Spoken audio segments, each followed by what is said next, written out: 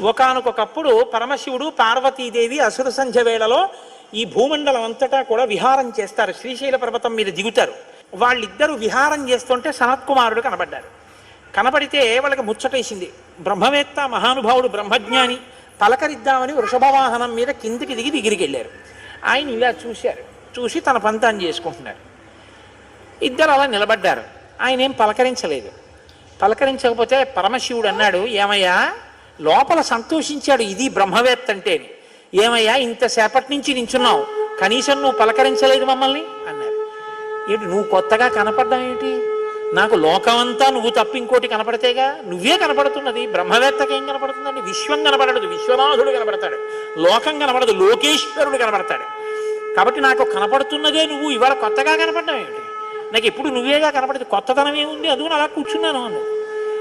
లేచి నిలబడి మాట్లాడకుండా అలా